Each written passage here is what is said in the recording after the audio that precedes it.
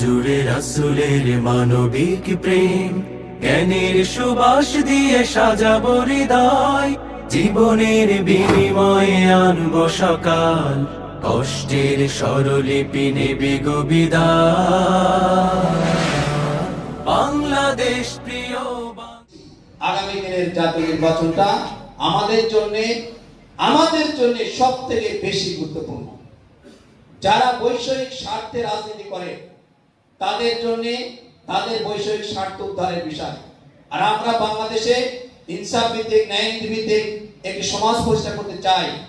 সেই সমাজ প্রতিষ্ঠার আন্দোলনের কর্মী হিসেবে আমাদের সুন্দরভাবে বসবাস করতে পারবে, ইনসাফ ভিত্তিক সমাজ কায়েম হবে, ইনসাফ ভিত্তিক রাষ্ট্র কায়েম হবে। আর এটা হচ্ছে একজন মুসলিম, একজন মুমিনের ফরজ। সেই কাজটা আমরা করছি, যে কাজের জন্য আল্লাহ আমাদের পৃথিবীতে পাঠিয়েছে সেই কাজটা আমরা করছি। কিন্তু আজকে আমরা দেখতে পাচ্ছি আমাদের মধ্যে অলসতা। আমরা অনেকে মনে করেছি 5 আগস্টের বিজয় হয়ে গেছে, বাস শেষ। বদর যুদ্ধ হয়ে গিয়ে যুদ্ধ শেষ হয়ে গেছিল। দেখেন মক্কা থেকে ইসরায়েল মদিনায় গেল, কয়েকদিনের মধ্যে, কয়েক মাসের মধ্যে যুদ্ধ হলো। আল্লাহ রাসূল সেই যুদ্ধে বিজয় হলেন, কাফেররা পরাজিত হলো।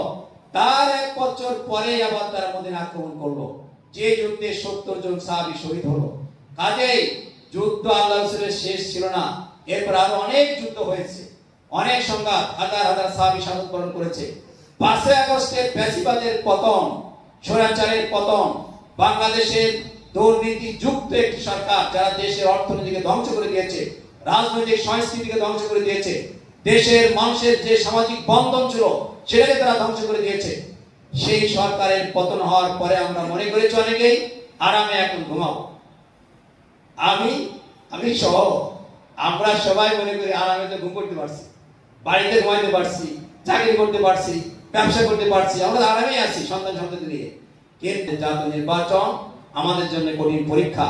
সেই পরীক্ষায় কতটুকু প্রস্তুতি আমরা এই পর্যন্ত গ্রহণ করেছি আমরা পেয়ে গেলাম।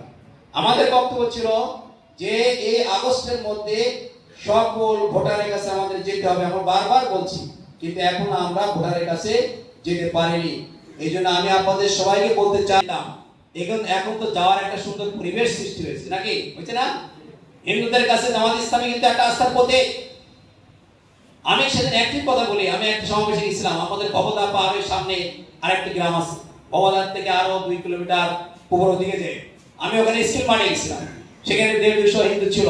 তারা বলে আমাদের কেন কমিটি করছেন না, আমরা জামাত ইসলামীতে ভোট দেবো। ওই এলাকার সম্মানিত স্কুল শিক্ষক, সামাজিক পথচারী ব্যক্তিরা সব আমার পাশে এসে বসে।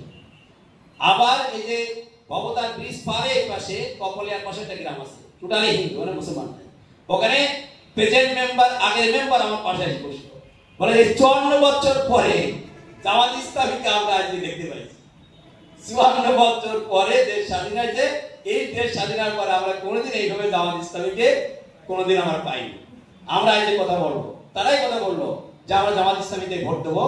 আমরা দেখতে পাচ্ছি আমাদের আস্থা, জীবনের নিরাপত্তা, আমাদের ব্যবসা বাণিজ্য, ধর্মীয় স্বাধীনতা, এই ক্ষেত্রে যেভাবে জামাত অবদান রেখেছে আমরা দেখিনি। জামাত কোনো চাঁদাবাজি আমাদের করেনি, হুমকি দেয়নি। আজকে দেশের এই প্রেক্ষাপটে তাদের কাছে তো আমরা একটা আস্থার প্রতীক, আস্থার জায়গা আমরা করে